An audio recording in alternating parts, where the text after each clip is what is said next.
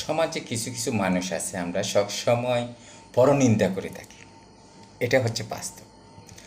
আবার দেখেন কিছু খারাপ তথ্য বের করার জন্য আমরা অনুসন্ধান করি, এটা হচ্ছে সমাজের চারপাশে কিন্তু দেখা যায় সেই বিষয়গুলো।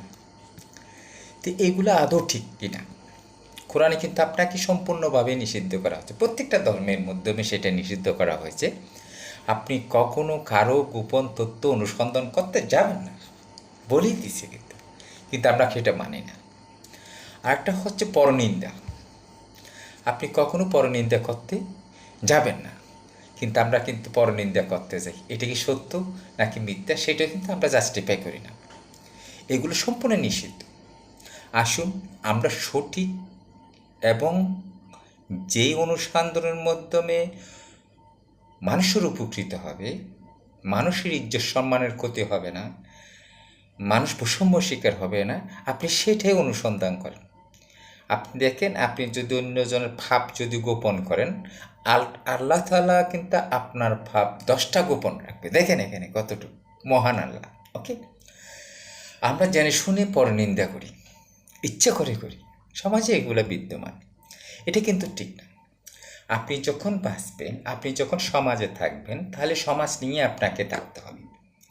আমরা কেন না জেনে ভুল তথ্যের উপর ভিত্তি করে বা জেনে শুনে একটা মিথ্যা অপবাদ দিই মানুষের, কেন মিথ্যাভাবে অপবাদ দিয়ে থাকি, সেটা কিন্তু মাথায় রাখতে হবে। দেখেন, আপনি বেঁচে আছেন সৃষ্টিকর্তার কৃপায়, আপনাকে সেগুলো মানতে হবে। আপনার যে কালচার এবং চরিত্র, যে আচরণটা আপনি সমাজের মধ্যে বিদ্যমান করে রেখে দিয়েছেন, সেটা কিন্তু আপনার মৃত্যুর পরেও আপনাকে কিন্তু দায় এড়াতে পারবেন না। এটা আপনার পরিবারকে বলবে, আপনার বাবা বা আপনার আত্মীয় স্বজন এরকম পরগীবত করত, পরনিন্দা করত, এরকম মানুষের খারাপ কথাগুলো এসে ওপেনলি বাজারে বিক্রি করত, এরকম। এটা কখনো সম্ভব না। সবসময় মাথায় রাখতে হবে যে আমাদের যে সমাজে আমরা যখন বসবাস করি, তাহলে ওই সমাজের ভালো মন্দ দেখার দায়িত্ব হচ্ছে একজন মানুষের উপর পড়ে।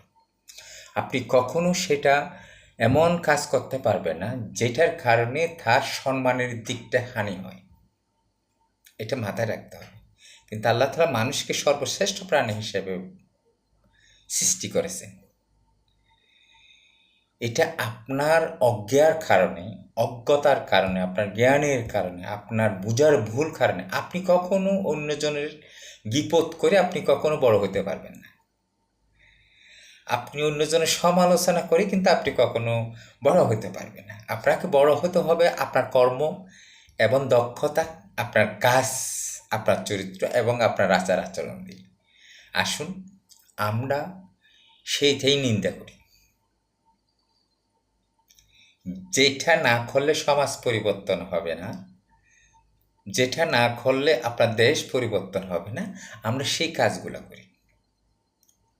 সুতরাং আপনি যদি কোনো না কোনো ধর্মের যদি অনুসারী হন, তাহলে আপনি কখনো কারো গোপন তথ্য অনুসন্ধান করতে যাবেন না। আপনি যদি একজন ধার্মিক মানুষ হয়ে থাকেন, তাহলে আপনি কখনো পরনিন্দা করবেন না। এটা অত্যন্ত পাপ। এটা সৃষ্টিকর্তা নিজেই, আল্লাহ তাআলা নিজেই কিন্তু আপনাকে ক্ষমা করবেন। আসুন আমরা সবাই মিলেমিশে সুন্দরভাবে একটা সুন্দর পরিবেশ সৃষ্টি করি। ধন্যবাদ সবাই।